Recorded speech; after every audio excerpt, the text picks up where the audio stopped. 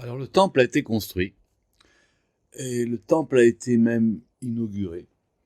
Et pour inaugurer le temple, on va maintenant mettre en place les gens qui vont travailler dans le temple, à savoir Aaron, le Kohen Gadol, et ses enfants.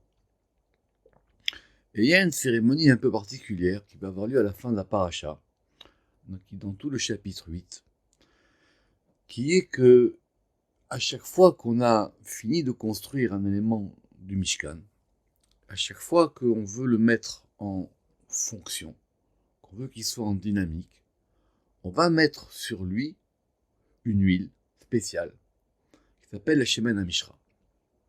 Shemen HaMishra, littéralement, ça veut dire l'huile d'onction. Zohar il ramène que le Targum il dit que c'est la grande huile, parce qu'elle a un côté de grandeur et qu'elle va apporter une grandeur aux choses. Et donc c'est de là d'où va venir cette notion d'onction. Et à la fin de Parashat Tzav, on va aussi oindre Aaron par Moshe. C'est Moshe qui va faire cette onction.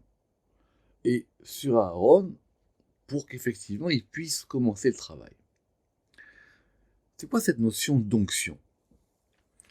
D'abord, cette Shemen HaMishra, elle est expliquée à la fin de Parashat Shemot, au Perek 30, et elle a une composition particulière. On prend de l'huile d'olive, une certaine mesure, c'est dans les versets 22 jusqu'à 33 de Shemot, on va y mêler des aromates, et cette huile-là, elle va servir d'onction pour tous les éléments du Mishkan. Cette huile, elle a une notion particulière, puis qu'après, ça va être un sel avec laquelle on va oindre les rois.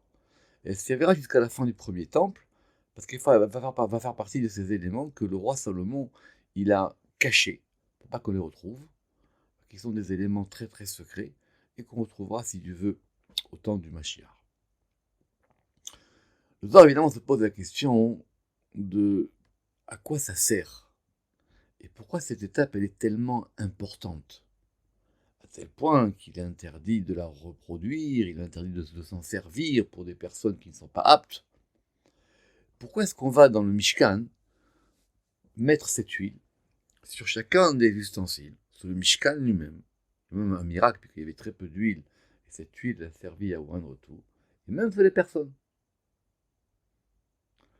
Alors le Zohar il fait remarquer dans Parashat Tzav qu'il y a différents types d'huile,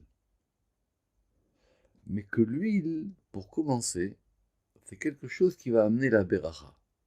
Premier exemple, ceux qui connaissent le Tanakh, Elisha, il va se retrouver chez une dame qui s'appelle la Shunamite, et elle n'aura rien. Et il a dit, j'ai rien à t'offrir. Alors il a dit, est-ce que tu as au moins un peu d'huile? Elle a dit, oui, j'ai un peu d'huile. Alors il a dit, prends un peu d'huile, mets-le dans un ustensile, et la bracha descendra. L'huile, ça fait descendre la bracha. Zohar, il explique longuement comment ça s'est passé, cette notion. Et de là, on apprend qu'on ne peut pas avoir de bracha si le keli, il est vide. Il faut qu'il y ait quelque chose pour que ça descende. Mais le Zohar, il va encore plus loin.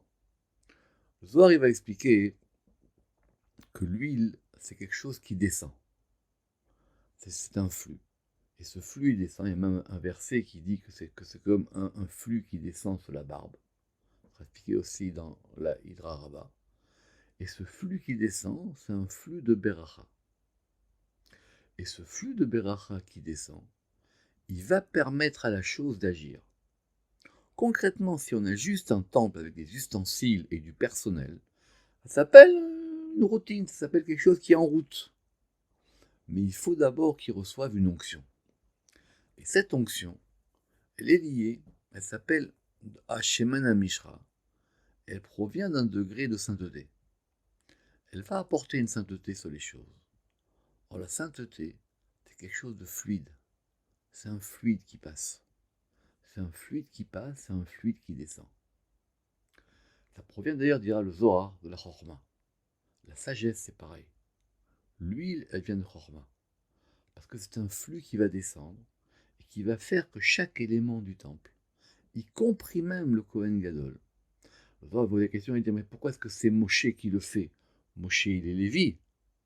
Parce que Moshe, dans ce sens-là, c'est lui qui fait descendre l'influx. Et il va faire descendre cet influx, Et cet influx va faire que tous les éléments maintenant, ces éléments, ils vont avoir un flux qui va leur permettre de faire ce pourquoi ils sont là. Shabbat Shalom à tous.